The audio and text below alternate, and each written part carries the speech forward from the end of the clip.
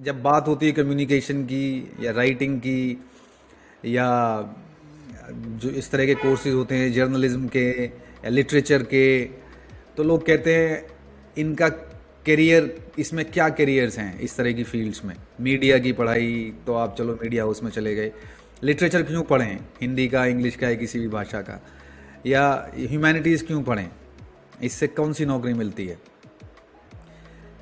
तो मैं इसलिए कम्युनिकेशन को नंबर 1 स्किल मानता हूं कि दुनिया के आप किसी भी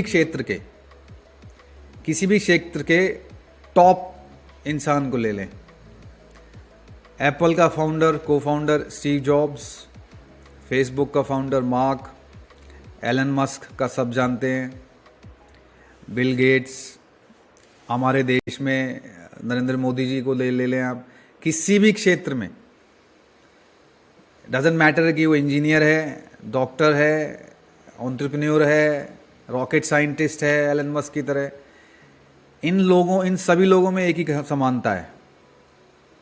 और वो क्या है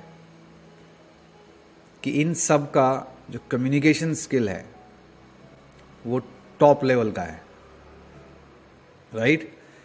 तो ये बात सबको समझ में आएगी कि जो जितने भी किसी भी क्षेत्र का जो सफलतम व्यक्ति हैं उन सब में एक चीज़ की समानता है कि वो बहुत ही कमाल के कम्युनिकेटर हैं अपनी भाषा में। नरेंद्र मोदी जी यूएन में भी हिंदी में भाषण देते हैं, एलन मस्क और ये सब अंग्रेजी वाले अंग्रेजी में देते हैं।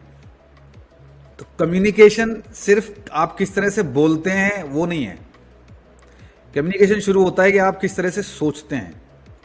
जितना सुव्यवस्थित आपका सोचने का ढंग होगा उतने ही सुव्यवस्थित आपके विचार होंगे और वैसे ही आप व्यक्त कर पाओगे। भाषा सेकेंडरी है, कोई भी भाषा 6 से 8 महीने में, साल भर में सीखी जा सकती है और 2 से 3 साल में उसमें महारत हासिल की जा सकती है। तो भाषा तो सिर्फ एक अभिव्यक्ति का मीडियम है कि आप चाहे फिल्म बना के अपनी क्रिएटिविटी दिखाओ या पेंटिंग दिखा के या म्यूजिक दिखा के या टेली सीरीज बना के, वो तो मीडियम है, सिर्फ माध्यम है, जरिया है। मेन बात शुरू होती है कि आप कैसे सोचते हो, क्योंकि जो आप सोचोगे उसी तरह से आप व्यक्त कर पाओगे।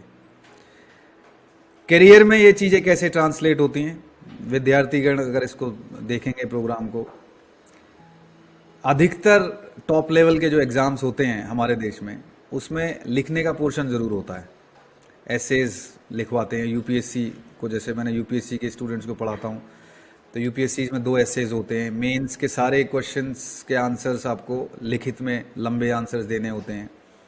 बाकी भी जितने एग्ज़ाम्स हैं, तो क्यों आपसे लिखवा के देखना चाहते हैं, ऑब्जेक्टिव क्यों नहीं होता सिर्फ एग्ज़ाम?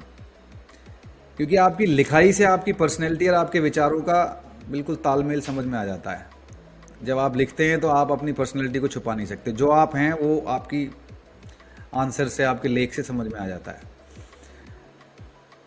आप जॉब इंटरव्यूज़ देते हैं, किसी भी तरह का कोई जॉब इंटरव्यू हो, वहाँ पे आपकी कम्युनिकेशन स्किल, चाहे आपका रिज्यूमे बहुत कमाल का हो और आप वहाँ व्यक्त ना कर पाएँ, अपने आप को एक्सप्रेस ना कर पाएँ, बात ख़राब हो जाएगी। किसी भी तरह का इंटरव्यू हो, एसएसबी हो, किसी भी क्षेत्र में देख लें आप, बिना कम्युनिकेशन के वो जो आखिरी पड़ाव है वो आप पार नहीं कर पाएंगे। आईएएस, यूपीएससी में भी आखिरी में पर्सनल इंटरव्यू होता है। चलिए आपको नौकरी मिल गई, आप अपने फील्ड में पहुंच गए एग्ज़ाम पास करके, कैसे भी करके।